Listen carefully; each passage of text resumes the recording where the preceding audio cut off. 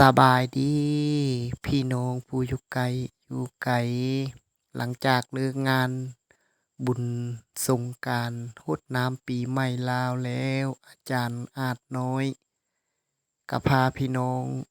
มาขึ้นสันภูซอยเด้อมาเก็บใบตองกล้วยแห่เมื่อยิบขันหมากเบ็งงานบุญแจกข้าวเดือน6ออกใหม่7ค่ำก็ยังบ่โดนเด้อยังประมาณ2มื้องานบุญแจกข้าวอยู่ที่บ้านโศกบ่อเมืองเซบังไผแขวงคำม่วนแล้วก็พาเดี๋ยวมาเลาะสันภูซอยเด้อมีทั้งธรรมชาติกกไม้ใหญ่งามตาป่าไม้สวยงามดี มีทั้งนกกานาสัตว์ร้องดังก้องมาตามสายลมเย็นคือดังเห็นคือเสียงนกกาวอนร้องยามแลงค่อยค่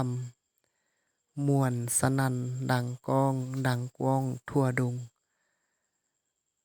ไผได้ฟังเสียงพงการ้องคือดังเสียงค้องดังกองมาตึง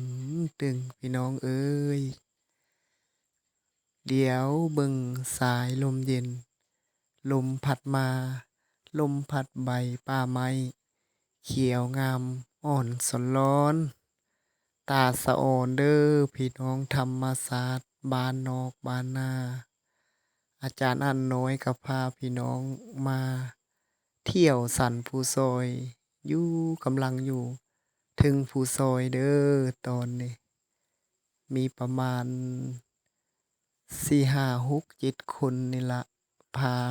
เดี๋ยวมาเลาะกินข้าวปลาเก็บใบตองกล้วยแห่เมื่อยิบขันหมากเบ็งไผเห็นคลิปวิดีโอนี้กดใจให้แหน่เด้อกดแชร์ให้แหน่เข้าเบิ่งอยู่ในช่อง YouTube อาจน้อยเพชรมณีหรือว่าทางเฟซบุ๊กอาจน้อยเพชรมณีทาง Story ถ้าไผได้ชมก็จงมีอายุมั่นขวัญยืนเด้ออยู่ดีมีแรงอย่าเจ็บอย่าไข้มั่นยืนเบิดทุกคน